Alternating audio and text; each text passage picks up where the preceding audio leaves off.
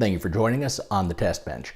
We're not going to be doing an opening gag today because we'll be analyzing a recent video from The Verge, and it's going to be jokes all the way down.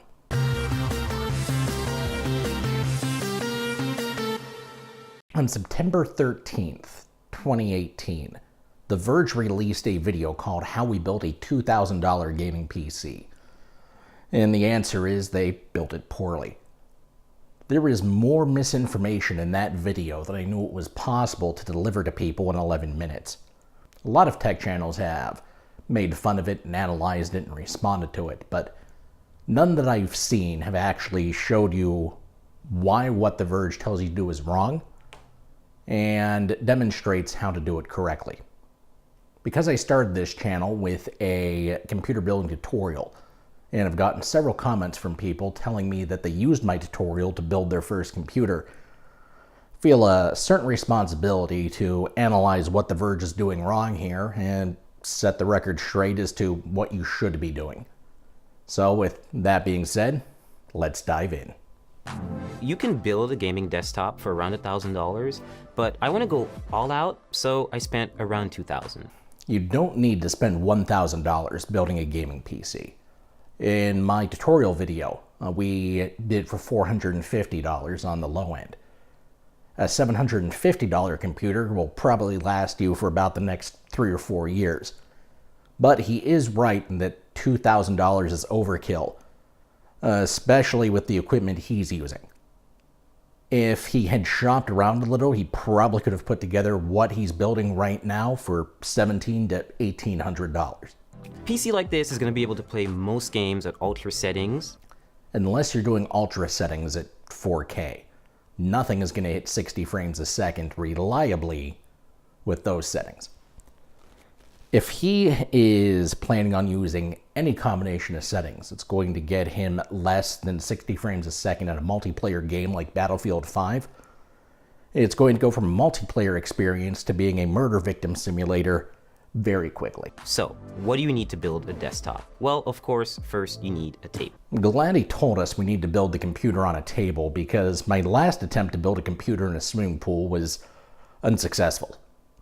Seriously though, if you're building a computer, the only thing you really need is a stable surface that you can stand at. I have built most of my computers at kitchen tables. I've built a fair few of them on countertops. I built one on a card table, which I don't recommend. And I actually built one in a full-blown tool workshop, which was pretty cool, although dust was a factor. The important takeaway is that if you have a surface you can comfortably stand at and can hold the weight of your components, it'll do for building a computer as long as it doesn't conduct static electricity. A thermal paste applicator. No. An Allen wrench. Do what now? Some tweezers to tighten up the wires. Those are zip ties, friend. A Swiss Army knife, which hopefully has a Phillips head screwdriver in it. You know, you'd be surprised how many times I've been building a computer and I've needed a corkscrew. And last but not least, an anti-static bracelet, which is to protect you and the parts. That's not an anti-static strap. That is one of those cause bracelets that says something like, live strong, or what would Jesus do? It's not going to help with static at all while building a computer. Okay, so in that 11 seconds of footage or so, there's a lot to unpack. You don't need a tool to spread thermal paste. When you clamp the CPU cooler down onto the CPU, the pressure from that is going to spread the paste evenly and do a much better job at it than a human with a plastic spatula. As for the Allen wrench, I have never seen a computer component that requires an Allen wrench. If anybody has seen one of those, I'd like to hear about it in the comments, because I personally haven't. Also, everything I've ever built that requires an Allen wrench comes with one, so you don't have to just randomly grab one from your IKEA furniture and hope it works. The zip tie thing, we can let that one go. He just misspoke. I'm sure he knows what a zip tie is. As far as the pocket knife, hopefully having a Phillips head screwdriver. I use a 127-piece magnetic screwdriver set. In a pinch, when I didn't used to have that, I'd use just a standard screwdriver. The first method is absolute overkill, but ensures you're prepared. The other method, at the bare minimum, ensures you have a screwdriver. This is building a $2,000 piece of equipment. You want to figure out what tools you need beforehand and gather them all up before you start. Some notes about installing motherboards: they're really delicate, you should be really careful with them. And screw in with confidence, but also don't screw in too hard, otherwise you could crack the board. That's the advice that got me through college. So next we're going to install the RAM on the motherboard. Open the slots first, and just aligning the stick with the middle of the strip, not with the end, and just lining that up with the logo. So once you hear that solid clasp and you don't see the gold connectors on the side anymore, that's when you know the RAM is in. This is one of the more perplexing parts of this video. He has 4 slots on his motherboard and 2 RAM sticks. What he advises you to do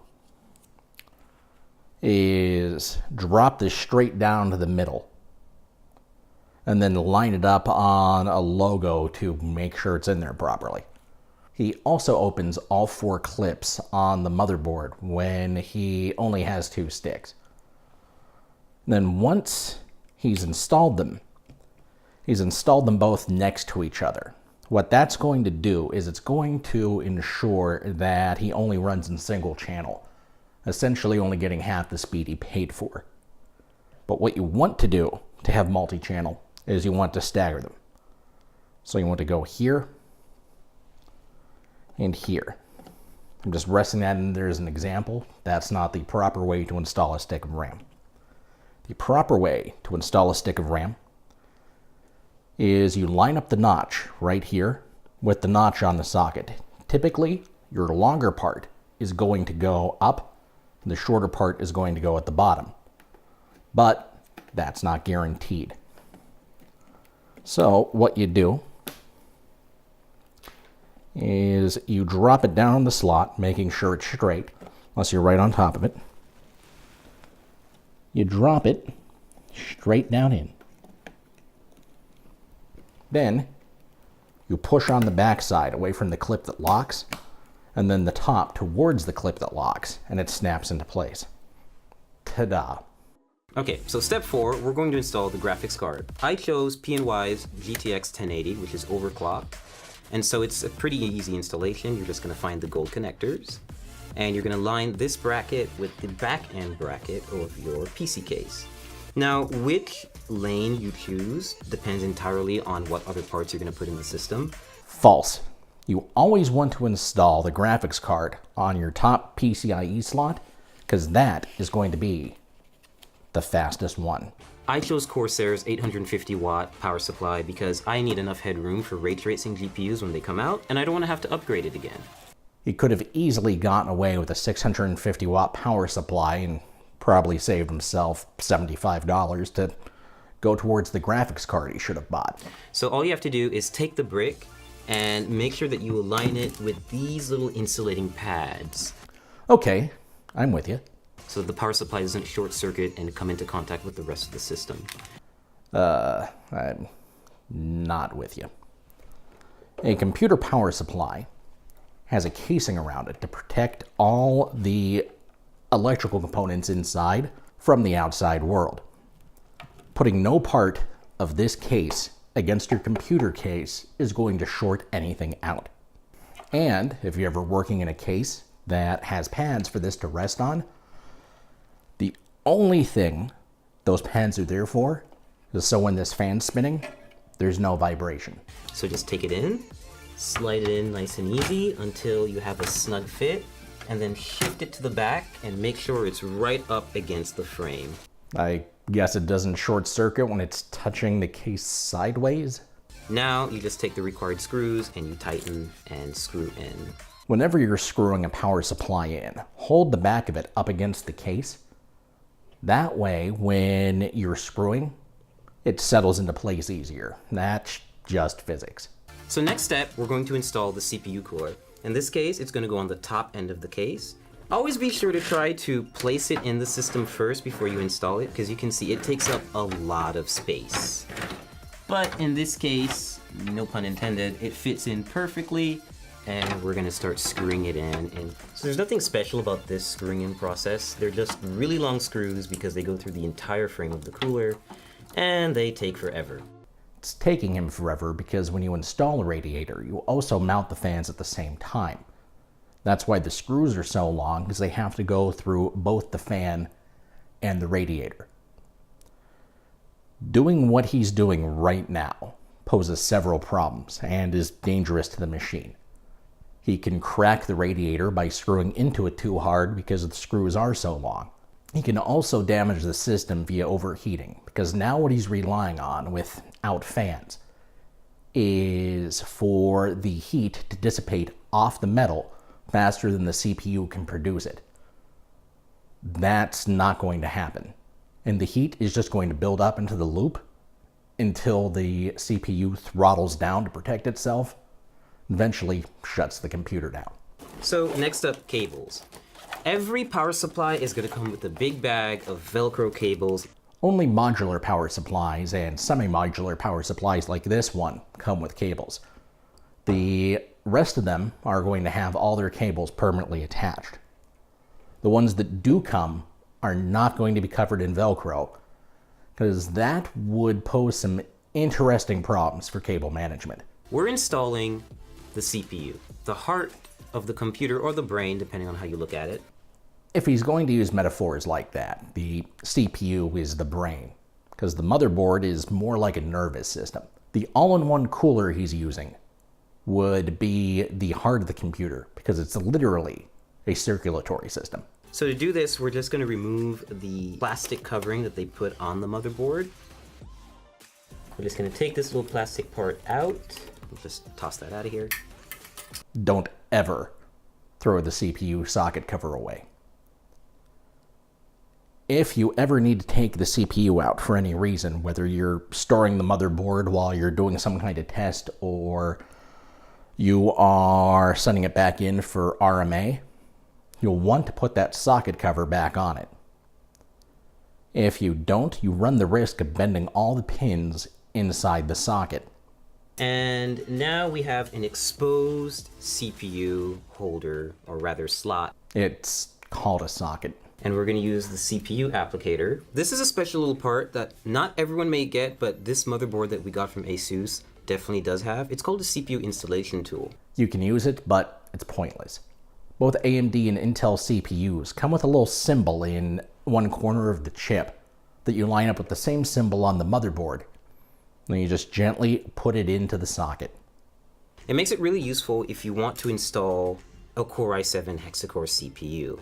Yeah, we've got one, and it's an 8th generation chip, and it's ready to go, and it supports overclocking. While nothing he's saying here is incorrect, I don't like the tone. An i7 8700K is available to anyone with $360 to spend on a CPU. I can understand better than most people getting excited over a computer part. But just because you have a better computer part than somebody else does not make you a better class of human being, and you shouldn't lord that over people. So we're about to apply thermal paste to the CPU. Every CPU cooler actually comes with a bit of thermal paste already neatly applied in a circle around it, but it's usually not enough. It's good, essentially PC building practice to have a little bit extra. This is another example of about 10 seconds of bad information. Not all CPU coolers are going to have a pre-applied thermal paste, and when they do, that's generally a sign of quality. If you want to use your own paste instead, what you want to do is you want to take the CPU cooler with its thermal paste already on it, and then you want to apply a little bit of 99% isopropyl alcohol and clean that off with a coffee filter. The reason I'm recommending a coffee filter for this type of operation is that they do not conduct electricity, they will not leave lint behind, and they're pretty absorbent, so they'll get most of the alcohol off. Extra and layer it on top of the CPU. The final portion is never put thermal paste on a CPU like that. The two ways you want to do it are either a single dot in the center or a line down the center. Doesn't matter which direction it goes in, as long as it's the thin line. I prefer the method of putting a small dot, about the size of a pea, in the center. Then, when you take the CPU cooler, push it down on, you'll get an even spread across the entire CPU. So now that our internals are done, we're going to put all the panels back on, which is the top glass, side glass, front glass, and of course the back panel where all of this fun stuff is happening. He just put a piece of glass over the radiator without fans. So if that radiator wasn't useless before, sure is useless now, because the heat coming off of it isn't going anywhere. And we got to the post screen. Well, color me surprised. Building a gaming desktop has been a great experience. I'm able to max out a lot of my favorite titles, and I'll be able to play a lot of upcoming titles like Battlefield 5 and Cyberpunk 2077 without worrying too much about the parts I have. When ray tracing GPUs come out, for example, I'll be able to upgrade without having to buy a completely new system. That's 2 weeks from now. Thanks for watching. Let me know if you've built a computer before yourself, or how you would spend $2,000 on your own build. I'm really interested in seeing what sort of parts you guys would get. I would have loved to leave them a comment, but as you saw when I scrolled down, they've disabled comments and the like and dislike count. I'm kind of perplexed why they just haven't taken the video down by now. In this video, it's cut to me 30 times, interjecting and showing you what's wrong. I have a theory because the gentleman who is presenting this obviously is not an idiot, and he successfully built a computer. I have a feeling this video died in editing. Somewhere on the Verge's cutting room floor were all the clips they should have used, and nobody gave the editor the proper direction to use the correct clips. But this is the version they pushed out to their 2.1 million subscribers. My only hope here today is that I combated some misinformation, and if somebody genuinely does need help building a computer, check out my computer building tutorial I'll have linked in the outro, and feel free to leave any questions you have to get your first rig built in the comments. Like this video and subscribe to the Test Bench. Feel free to join us on Facebook. Back us on Patreon if you want to help us show you more cool stuff. And follow us on Twitter. You'll find clickable links in the description. Thanks for watching, and don't forget to check out our other videos.